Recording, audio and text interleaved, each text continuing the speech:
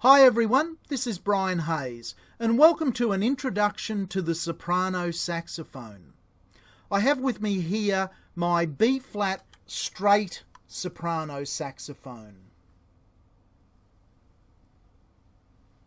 This is a Japanese-made Yanagasawa saxophone.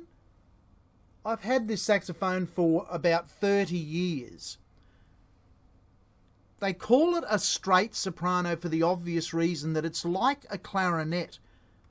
Many people get confused and think the B-flat straight soprano is in fact a metal clarinet, but they are very different instruments. The first striking feature of the soprano sax is its conical shape. It's like an ice cream cone design. In other words, it's narrow up here near where the mouthpiece fits, and it progressively gets thicker to the bell down here. Now that's the same concept for the entire saxophone family, but the soprano sax is the only common saxophone that is manufactured in a non-curved design. One of the amazing features of the saxophone family is that all of the members of the family, and the common members are soprano, alto, tenor and baritone saxophones, all of those instruments feature the same key design. And from a player's point of view, if you learn to play any one of the saxophone family, for example, if you start out on alto saxophone and later on want to double on soprano, you already know the full fingering for the soprano saxophone. And the comparative range is the same for all saxophones, with the exception of the baritone saxophone, which nowadays is usually manufactured with one extra low note, and that's the low A. So this soprano saxophone, even though it was manufactured more than 30 years ago, goes right down to low B flat, and you can see those large pads covering the two biggest holes on the instrument there closing as I'm playing the low B flat. That's the lowest possible note on the instrument. And this saxophone also has the high F sharp key on it.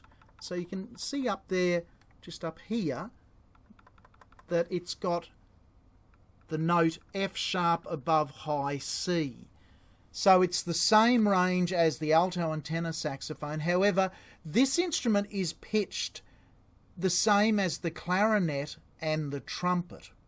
To help you understand better the concept of a B-flat transposing instrument, which the B-flat soprano saxophone is, if you keep your eye on this chromatic guitar tuner here that's picking up my voice and all the sounds in the room, if I play a C on the B-flat soprano saxophone, have a look what note the tuner thinks I'm playing.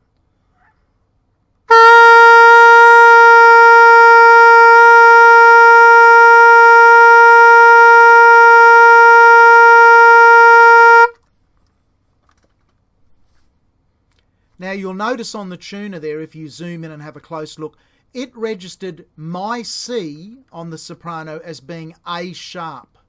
And A sharp, of course, is another name for the pitch B flat. That's why they call this instrument a B flat soprano sax. And it's the same concept with the B flat clarinet and the B flat trumpet. If you'd like to explore the soprano sax further, I strongly recommend you listen to two great recorded examples of B-flat soprano saxophone solos. The first is from the Paul McCartney and Wings classic hit song, Listen to What the Man Said. That track was recorded in 1975 and features a first take solo by the great Tom Scott from Los Angeles, playing the B-flat straight soprano sax with just unbelievable freedom.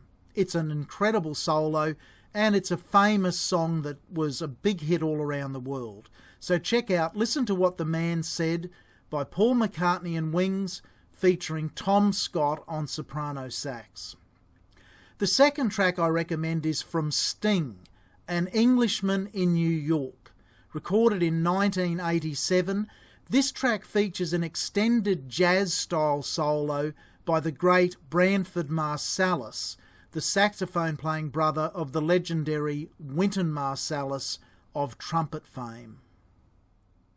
Both of these tracks showcase the B-flat straight soprano saxophone in a contemporary setting, and you'll really hear what the instrument can do. I hope you've enjoyed this short tutorial on the soprano sax. I'm going to fade out just playing a famous Christmas carol in a jazz style. It's that time of the year, and the soprano sax is a fun instrument to play in the Christmas spirit. As always, keep in touch via my website. That's www.brianhayes.biz, B-I-Z. Drop me an email if you have any fundamental questions about the saxophone, and subscribe to my YouTube channel so that you're kept up to date with all the new videos that I'll be uploading on the many instruments that I play and teach. Bye for now.